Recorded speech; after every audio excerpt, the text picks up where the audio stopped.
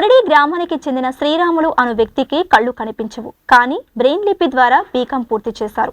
1 సంవత్సరం క్రితం ఇంకో అంధురాలైన మహిళను పెళ్లి చేసుకున్నారు. సొంతగా బతకాలని తిరుపతిలో అద్దె ఇంట్లో దిగారు. తన లిపి ద్వారా ఉద్యోగం చేయాలని ఉద్యోగం కోసం తిరుగుతూ 7 నెలలు గడిచింది. ప్రపంచం చూడలేని తనకు ఎక్కడా కూడా ఉద్యోగం దొరకలేదు. ఇప్పుడు ఆమెకి 8వ నెల. కొద్ది రోజుల్లో ఓ పండంటి బిడ్డకు జన్మనివ్వటం కోసం సిద్ధంగా ఉంది. ఇప్పుడు వారి పరిస్థితి చాలా దయనీయంగా మారింది. అద్దె కట్టే స్తోమత లేదు, 3 పూటలా తిండి లేదు, ఎలాంటి ఆసరా లేదు. తినడానికి, భార్య ప్రసవానికి సాయం అందించాలని దాతల కోసం ఎదురు చూస్తున్నారు. చేంజ్ ఫర్ సొసైటీ టీం సంస్థ దృష్టికి విశాలాంధ్ర రిపోర్టర్ విరూపాక్షి తీసుకువచ్చారు. అందరికీ నమస్కారం. నా పేరు శ్రీరాములు, మాది మురడి.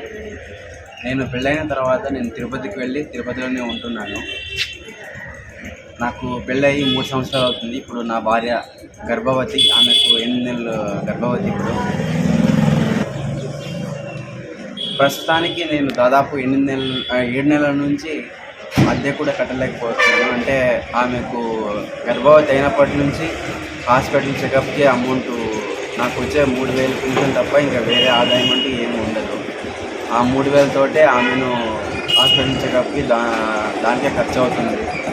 ఇంట్లో సరుకులకు అంత, తర్వాత రెంట్ కట్టడానికి చాలా ఇబ్బంది పడుతున్నాను. నాకు తెలిసిన మల్లయ్య సార్ని, అలాగే విరూపాక్షి సార్ని, అంటే విలేకరు విరూపాక్షి సార్ని కన్సల్ట్ అయినప్పుడు సారు నాకు చేంజ్ ఫర్ సొసైటీ అధ్యక్షులైనటువంటి జబీవుల్లా సార్ను పరిచయం చేయించారు.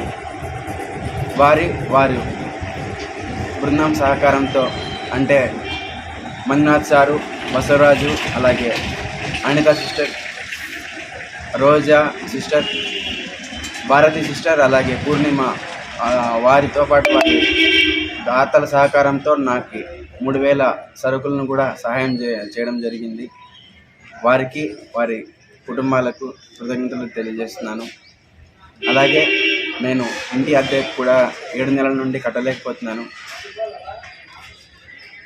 దేవుని చిత్తమైతే దానికి కూడా మీరు ముందుకు వచ్చి నాకు సహాయం చేయగలరని ఆశిస్తున్నాను.